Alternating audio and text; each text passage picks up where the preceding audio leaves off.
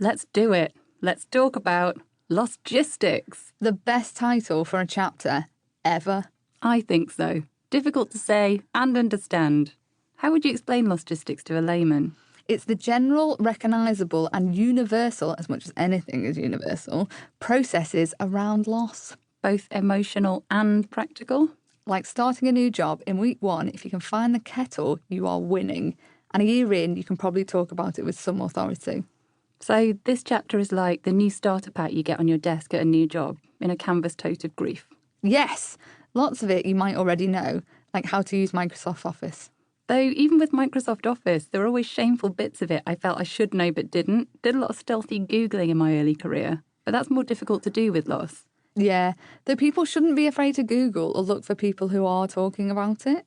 They might not be able to help, but there might be that one person who says, switch it off and on again, and it totally resonates. The IT department of loss.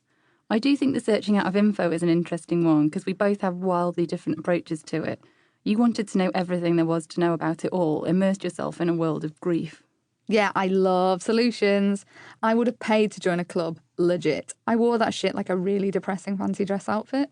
Whereas if someone had offered to pay me to join a club, I would have punched them in the face and torched the clubhouse. Do you think that you'd wrestled it all into the box and were scared to pop the lid off, or it was your private box?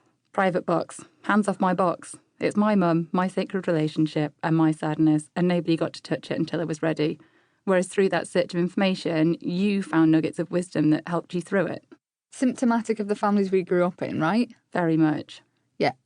One friend basically told me it'd be really, really shit for a long time, and I was like, wonderful, expectations managed.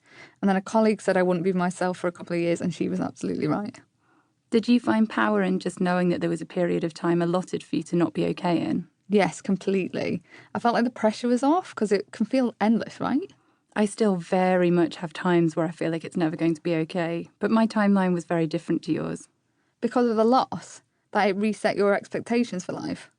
I think I had so much fear throughout my life that my mum would die, hello, abandonment issues, that when she did, it was everything I'd ever feared could happen come true. So to actually spend time in it and look at it and experience it was impossible. I think I'd have thrown up my heart. Of course, because what's the point if everything you dread is bound to happen? Exactly. So I necessarily had to not look at it until there was a bit of distance between me and it, which has massively elongated the grieving process. But now I'm looking at it and haven't vomited any vital organs. Yeah, you're definitely in a better place. No longer refuse to talk about it and all. But it has been a long one. But I suppose that's who you are. You're moderate. You don't have massive emotional outbursts. I do. Pretty frequently. I am very considered. I rarely take an action without thinking about it a lot first. But you went through your all-encompassing mourning moment straight away. How long did that last for you? I hit it hard and fast. I think for the first few months, I did the 7 steps almost daily. There was loads of crying. I told everyone I knew about it. I fixated on the moment that she went. I had a tattoo. I wore one of her jumpers all the time. I really put some time in with my low-level eating disorder. I just revelled in it. Like Freshers Week when you realise you can pick a new identity. I did that, but my identity was a grieving person.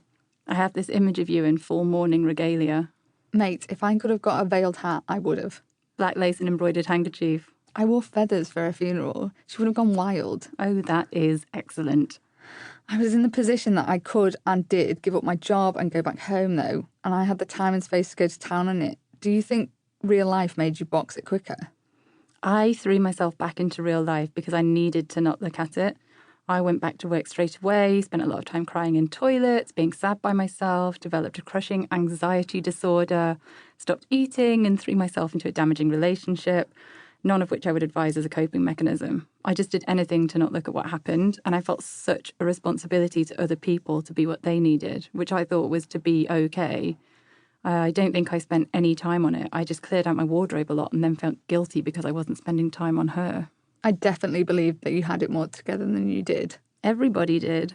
But it suits people to think that, because there is no bigger drag than being the long-term sad person. Or that's what you tell yourself when you're the long-term sad person. True, true. So then, when you started to come out of your intense few months, what did that feel like?